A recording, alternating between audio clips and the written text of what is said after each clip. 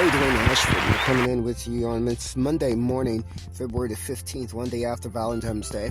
We're going to go ahead and get everything started for you right now as we're about to bring you the weather. In Washington, D.C., the United States of America, I'm him in the car, seat that guy, your StreetNOW News. Journalist-in-Chief broadcaster, I am Terry Dwayne Ashford. Thank you so much for joining me. The current weather conditions in Washington, D.C. at this time, it's 33 degrees Fahrenheit. Feeling like it's 36 degrees outside. That's what it's going to feel like when you walk out the door.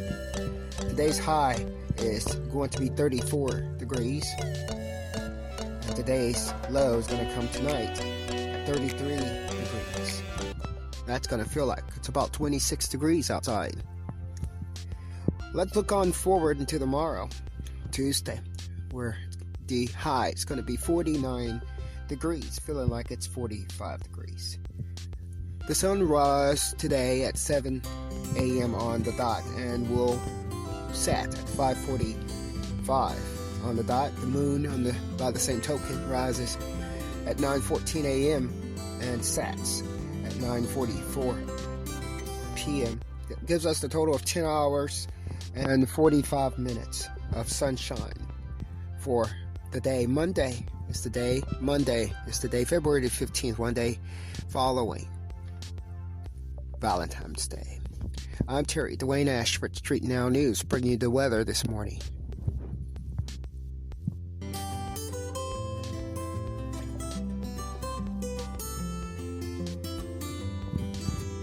Moving right back into the weather report. The wind blows this morning north, 2 to 6 miles per hour. The gust is going to be at 6 miles per hour with a humidity of 88%. Indoor humidity indoors, just in case you're staying inside today, is going to be 39%, which is going to be slightly dry. We're looking at a fair air quality index for today of a 41, meaning that it's going to be acceptable for most individuals. Remember, there are some sensitive groups out there who needs to take caution. You may experience minor to moderate symptoms due to long-term exposure today. Looking at the allergy outlook, pollen counts for today, different types of pollen counts out there. We're looking at the tree pollen, which is coming in at a low, the ragweed pollen, which is coming in at a low. We're looking at the mold, which is coming in at a low, and the grass pollen, which is coming in at a low.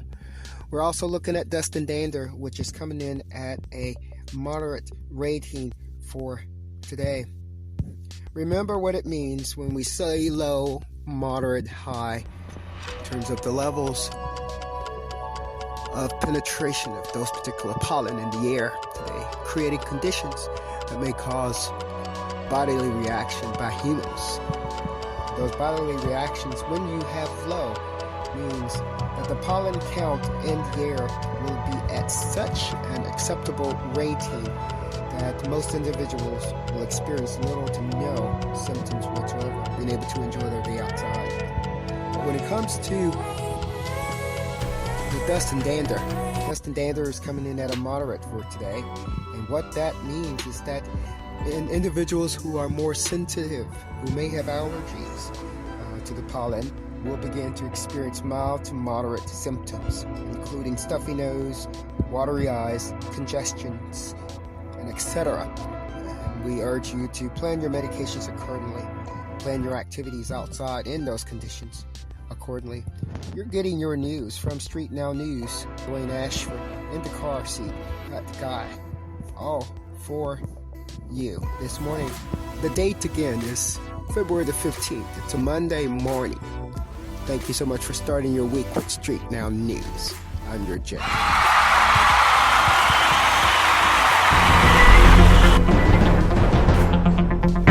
Now news with Indacarseat-Datguy, Terry Dwayne Ashford.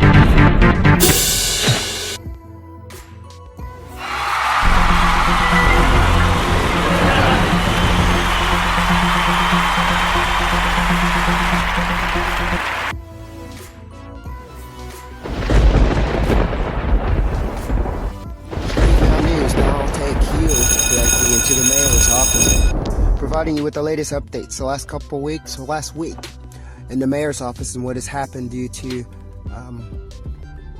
things that goes on here in the District of Columbia.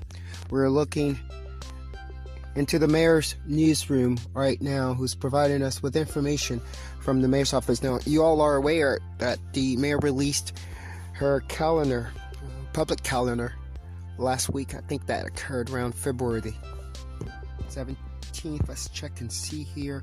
But that calendar is out there for any of you who wants to know the mayor's what's going on in the mayor's office.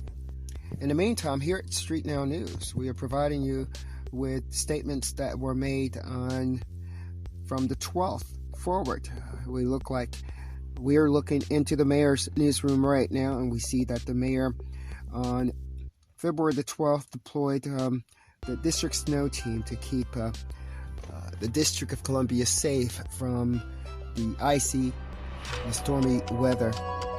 We're also showing that the mayor gave accolades and celebrated Frederick Douglass's birthday, announcing October 1st as the opening day for his namesake bridge. We're going to give you more information on that one.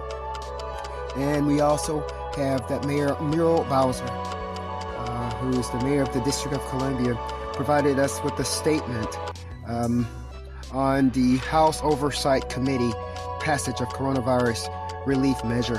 We're going to jump really quick into the mayor's celebration of Frederick Douglass' birthday. There was an announcement that she delivered on February the 12th. You're getting your news from StreetNOW News right now.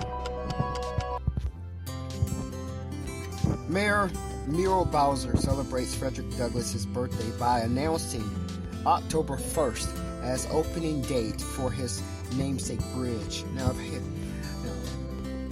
this came ahead of Frederick Douglass' birthday on February 14th, 2 days ahead of it, where the District Department of Transportation, DDOT, announced the new bridge bearing the name is expected to open October 1st, 2021. The DDOT further honors Frederick Douglass and Black History Month with the release of Frederick Douglass Builds a Bridge, which is an interactive video for school-aged children explaining the process of building the bridge. And the statement that came from the mayor herself goes quote by quote like this: "Each February we celebrate and remember Frederick Douglass for his tireless struggle to advance equality and justice in our nation." This particular quote came from Mayor Muriel Bowser, and she went on to say, "We are proud to be honoring a great Washingtonian with this iconic bridge, which will further connect our city and create more opportunities for DC residents." Now, that was the statement that came from Mayor Muriel Bowser on February the 12th.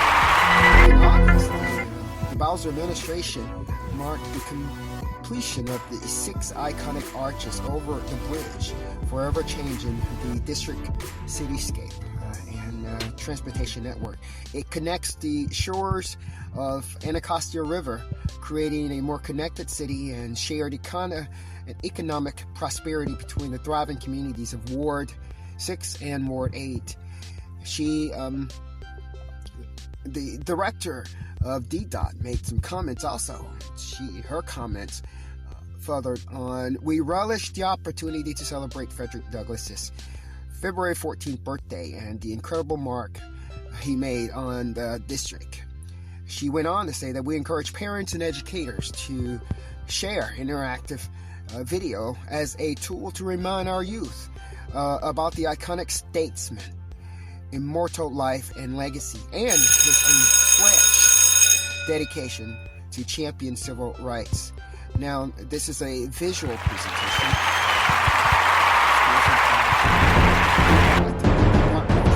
of Washington, D.C. to inspire elementary school students to explore Douglas's example of building gaps between cultures and community. For more information on the Frederick Douglass Memorial Bridge, you can visit